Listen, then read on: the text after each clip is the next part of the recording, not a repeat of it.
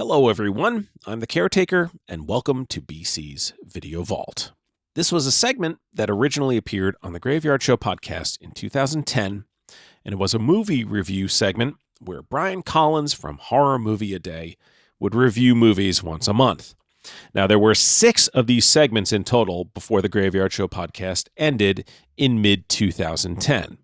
This second segment comes to us from Graveyard Show podcast number 57 from February 18th, 2010. And in it, Brian reviews the films Shattered Lives, Mimic 3, Sentinel, Trunk, and the 2009 Stepfather remake. All right, enough from me. Let's hear from Brian as we enter BC's Video Vault. Hey folks, it's BC again with another edition of BC's Video Vault. As I continue on with my Horror Movie A Day site, I see a lot of lesser-known horror movies, old and new. This segment of the Graveyard Show is designed to shed a light on a couple of films that you should check out, as well as one you should definitely avoid. First up is the new release from Lionsgate called Shattered Lives. Lionsgate puts out a lot of these low to no budget indies, and a lot of them tend to be variations on Hostel or The Hills Have Eyes or whatever. This one's actually a psychologically based drama with some slasher elements. It seems director Carl Lindbergh wanted to pay homage to John Carpenter's Halloween a little bit, especially there's a POV scene and something else that's kind of a spoiler. But it lags in spots, and the end is a little fuzzy. But Lionsgate puts out so many of these outright boring clunkers with no originality to them whatsoever.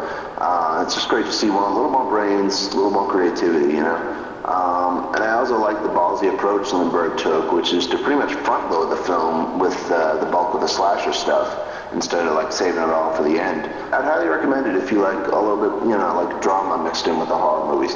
Also, there are creepy midget clowns in it, so there's something.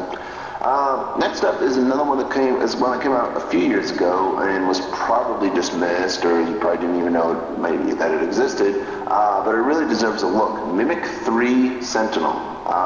The movie was written and directed by J.T. Petty, who made the incredibly good horror movie The Borrowers, which was like a horror western fuse, which you should also check out if you haven't. Now, you see the title, Mimic 3, and you figure, okay, another Dimension direct-to-video piece of crap. But it's actually pretty classy and pretty weird. It's essentially Rear Window, except with giant man-shaped cockroaches. But trust me, it works. For the first 50 minutes or so, we're almost exclusively inside the hero's apartment, seeing everything through his or his camera's eye. Then the finale, the last 20 minutes or so, it's not a very long movie. They sort of break that, and we start going outside a little bit and seeing stuff that he isn't present for or whatever. But it's still a lot better than you'd have any reason to think it would be. Lance Henriksen shows up, and he's pretty great, not a very big role.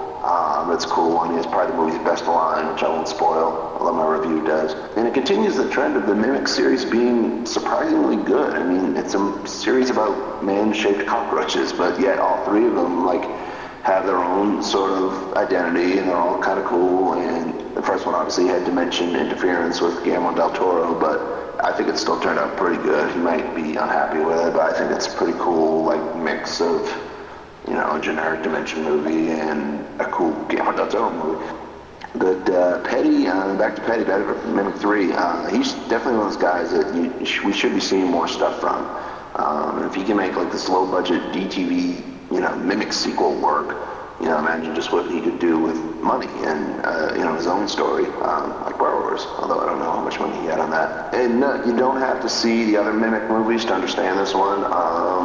It is connected slightly. The main character wasn't in the first one, but he's related to some of the events. So if you haven't seen them and you just want to watch this one, just look at the Wikipedia entry or something for the first one, just kind of get a refresher.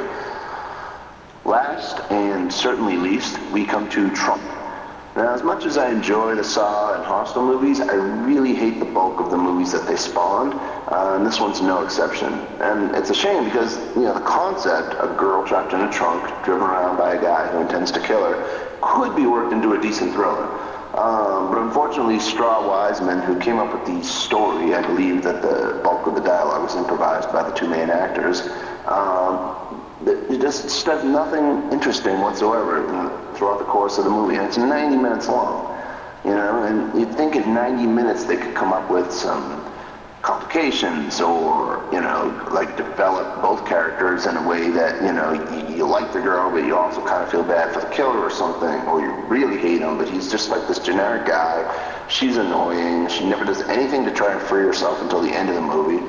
And the only break in the action in the entire thing is about, I'd say, maybe 25 minutes in, when a cop pulls the car over. You don't see the cop, and it's over in like a minute. It could have been like a little diversion, like she temporarily escapes, or, the cop starts to hear her, and then, wants to open the trunk, which does happen, but the killer, like, shoots him immediately, and it's over.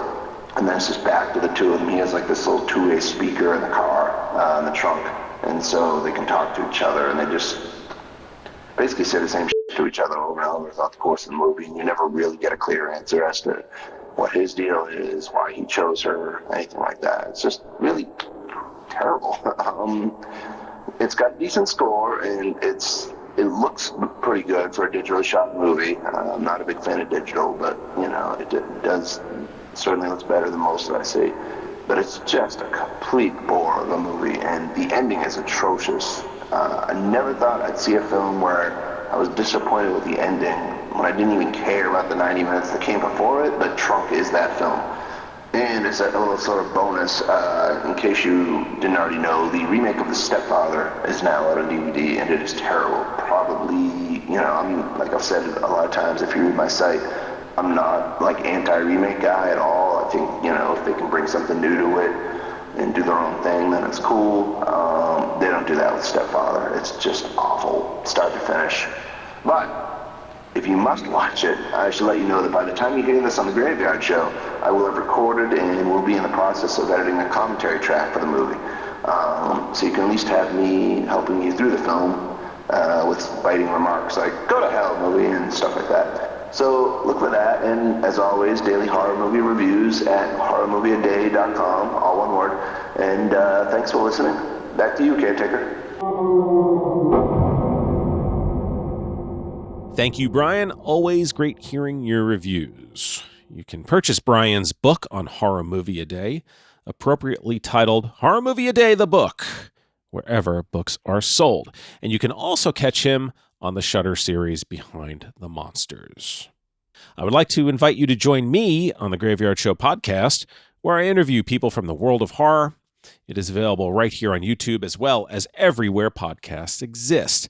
And you can also enter my Catacombs of Horror, which is a video production exclusive to YouTube. On it, I discuss different topics from the world of horror. Thank you for joining us. And as always, we look forward to your comments below as well.